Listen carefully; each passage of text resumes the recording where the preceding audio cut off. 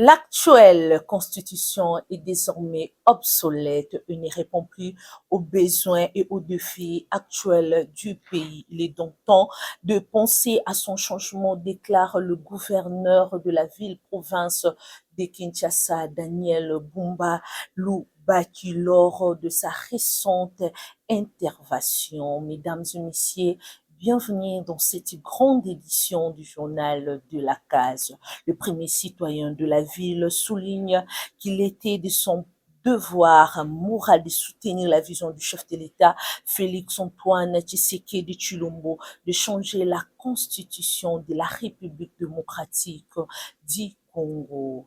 Images et commentaires. Le gouverneur de la ville de Kinshasa, Daniel Bumba Lubaki, a exprimé son soutien à l'initiative du président Félix Tshisekedi visant à réviser la constitution de la République démocratique du Congo. L'actuelle constitution est obsolète et ne répond plus aux besoins et aux défis actuels du pays. Il est normal de penser à son changement. Le gouverneur a souligné qu'il était de son devoir moral de soutenir cette initiative, particulièrement en tant que membre de la majorité présidentielle. Cette prise de position s'inscrit dans un contexte où plusieurs voix s'élèvent pour demander une révision de la loi fondamentale, jugée trop ancienne et inadaptée aux réalités actuelles du pays. Daniel Bumba Lubaki a précisé que la révision constitutionnelle est une étape nécessaire pour moderniser les institutions et le rendre plus performante face aux exigences du développement socio-économique et politique du pays. Pour lui, cette révision est indispensable pour garantir une meilleure gouvernance et une gestion plus efficace des affaires publiques. Parlons de la situation économique en République démocratique du Congo.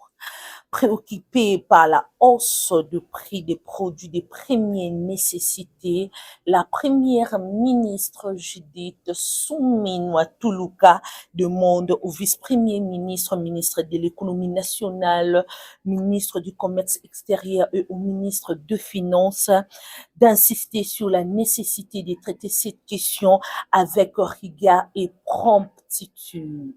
Images et commentaires.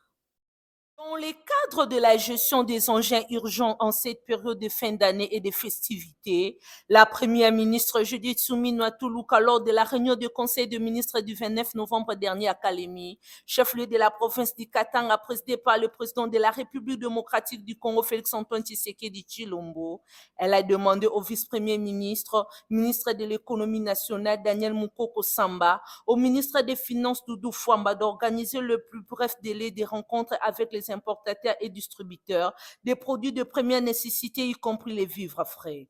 L'objectif de ces rencontres est de garantir une offre suffisante et de veiller à ce que le prix de ces produits demeure abordable tout au long des fêtes de fin d'année. Elle a demandé à chacun des ministres concernés de suivre l'avancement des actions et de lui faire un rapport détaillé, soulignant que plusieurs problématiques nécessitent une attention immédiate du gouvernement pour assurer la sécurité et le bien-être des citoyens. L'actualité judiciaire de notre pays est dominée par le rétablissement d'une paix durable en Ituri, passe également par l'application de la justice à l'endroit des auteurs des crimes commis durant ces dernières années dans la province de l'Ituri. Ce sont les propos de Patrice Vahar, directeur du Bureau conjoint des Nations Unies aux droits de l'homme, au sortir de ces échanges avec le gouverneur Johnny Luboya. C'était le dimanche 1er décembre 2024. Suivez ces reportages. En séjour en Ituri, Patrice Vahard, directeur du Bureau conjoint des Nations Unies aux droits de l'homme, a laissé entendre après son premier entretien avec le numéro 1 de la province qu'on ne peut jamais arriver à la paix dans un climat d'impunité. Premier droit, je dirais, c'est celui d'accorder, de conjuguer, d'agir ensemble pour accorder la paix aux habitants de l'Ituri. Le droit à la vie, évidemment, c'est important. Pendant ce court séjour, j'ai été à la prison centrale de Bunia. J'ai échangé avec l'administration pénitentiaire. Je voudrais me féliciter du travail que fait le directeur de la prison de Bunia, son engagement. Mais j'ai pu toucher aussi du doigt un problème qu'avec le garde des Sceaux, ministre de la Justice, et avec la ministre des Droits humains, nous discutons à Kinshasa. C'est la question de la surpopulation carcérale.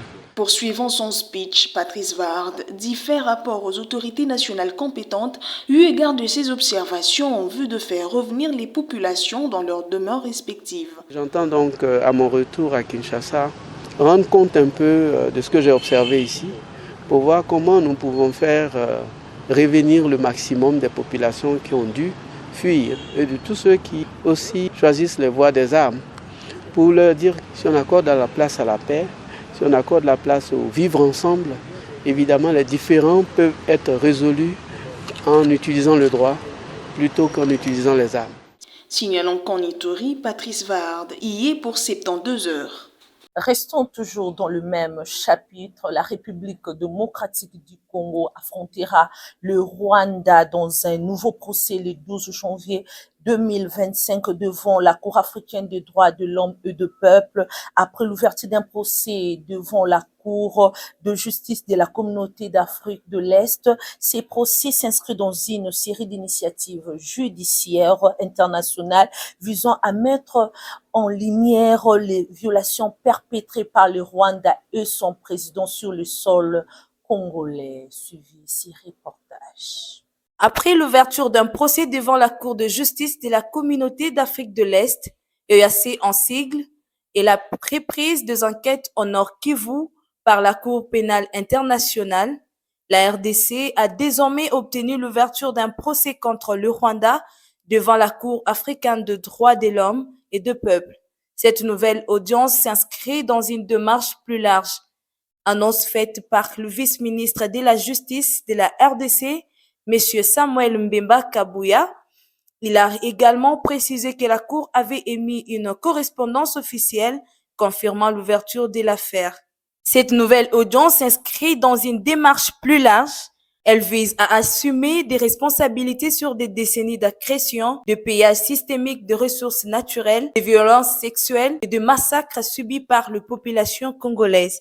L'audience sera un moment clé pour déterminer si la Cour peut poursuivre l'examen de cette affaire sur le fond. L'importance de ces procès réside dans la volonté de la République démocratique du Congo de faire valoir ses droits et de rechercher justice pour les violations présumées des droits humains commises par le Rwanda sur son territoire. Les contentieux entre les deux pays est particulièrement sensible dans un contexte régional marqué par les tensions sur la situation sécuritaire dans l'est de la RDC. Elle continue de rechercher justice à travers des différentes instances judiciaires internationales, renforçant ainsi sa position sur la scène diplomatique.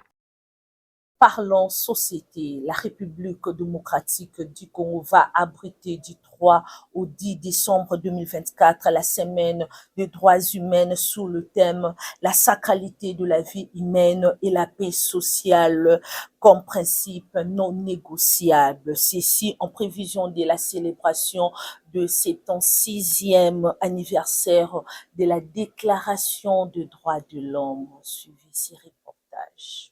Le mardi 10 décembre marquera le 76e anniversaire de l'un des engagements mondiaux les plus marquants, la Déclaration universelle des droits de l'homme, document fondamental qui proclame les droits inaliénables de chaque individu en tant qu'être humain sans distinction de race, de couleur, de sexe, de langue, de religion, d'opinion politique ou de toute autre opinion d'origine nationale ou sociale, de fortune, de naissance ou de toute autre situation.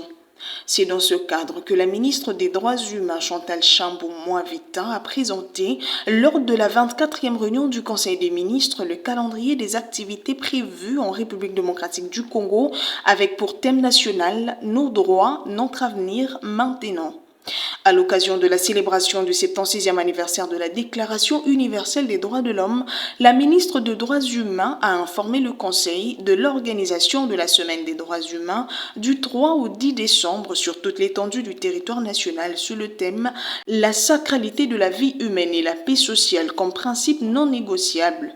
Le numéro 1 des droits humains congolais a indiqué qu'à travers ces activités qui se dérouleront concomitamment dans toutes les provinces du pays, Il sera question de promouvoir et de renforcer la culture de droits humains, mais aussi de sensibiliser la population à la défense, la promotion et la protection de ce droit et liberté. En tant que membre du Conseil des droits de l'homme des Nations Unies, pour le mandat 2025-2027, la RDC, à travers son gouvernement, réaffirme la sacralité de la vie humaine.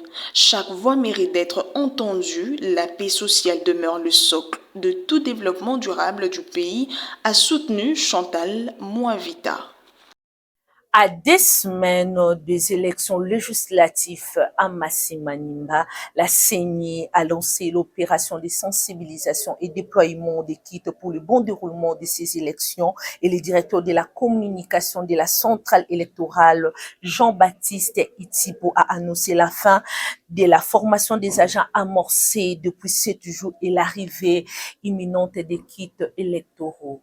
Images et commentaires. La Commission électorale nationale indépendante s'active dans les opérations de sensibilisation et les déploiements de kits électoraux pour le bon déroulement des élections législatives dans le territoire de Massi-Manima. Signalant que dimanche, ces agents ont été également déployés dans les églises locales pour une sensibilisation sur les élections apaisées, obtention de duplicata de cartes d'électeurs, consultation des listes électorales et la paix pendant la période préélectorale et post-électorale. Signalons également, le directeur de la commission de la centrale électorale a annoncé la fin des formations des agents temporaires amorcées depuis 7 jours. À Massi-Manima, une réunion s'est tenue la semaine qui s'achève sur la sécurisation du processus électoral avec le concours de services de sécurité et la CENI. Parlons à présent de la santé. Lors de la 24e réunion du Conseil du ministre tenue le vendredi 28 novembre dernier à Kalemi, le ministre de la Santé publique, Hygiène et Prévoyance sociale, Samuel Roger Kamba, a annoncé une augmentation des cas suspects de la variole simienne qui passe de 478 à 893 et une hausse de la létalité de 0,21% à 1%. Suivez ces reportages. Selon la note d'information présentée par Samuel Roger Kamba lors du conseil de ministres tenu dans la ville de Kalemi, chef-lieu de la province de Tanganyika, le vendredi 28 novembre, le ministre de la Santé publique, Hygiène et Prévoyance sociale a présenté la situation épidémiologique hebdomadaire de l'Mpox en République démocratique du Congo. Il a signalé une augmentation de cas suspects de l'épidémie de la variole simienne. Il s'est observé d'une prédomination des cas dans les provinces du Sud Kivu, du Sud Ubangi, du Nord Kivu et de la Chuapa, signalant que par la même occasion, la situation sanitaire de la province du Tanganyika a également été abordée. Notons que cette hausse du taux de létalité d'Mpox intervient au moment où le comité d'urgence de l'Organisation mondiale de la santé, OMS en cycle, a décidé de maintenir l'épidémie de variole simienne au rang d'urgence de santé publique de portée internationale. Retenons également que la RDC demeure le pays le plus affecté par l'épidémie. Dans sa stratégie de riposte, le gouvernement de la République démocratique du Congo s'appuie sur la sensibilisation de la population, la prévention et les traitements comme le moyen pour vaincre l'épidémie de la variole simienne. Pour satisfaire la population quinoise dans le cadre de préparatifs de festivités de fin d'année 2024 et du début de l'année 2025, l'ONG la Case de femmes et enfants vulnérables organise ce samedi 7 décembre une soirée spéciale dénommée Soirée Maillot pour soutenir les enfants démunis membres de cette organisation non gouvernementale. Cette activité qui s'inscrit dans la recherche du bien-être de femmes et enfants marginalisés par la société congolaise aura lieu au restaurant bar VIP La Case. Droit d'entrée est fixé à 7 000 francs qui comprend la première consommation. Sur ce, l'ONG de La Case invite le papa et maman de bonne foi à venir vivre une soirée inoubliable sous l'ambiance des DJ et danse. Ne manquez pas une seule adresse à Matete quartier Kwenge 35-2. Pour plus d'infos, contactez ce numéro 081 73 37 031. Mesdames et messieurs, c'est par cet élément que nous bouclons notre grande édition du journal La Case. Bonne suite au programme.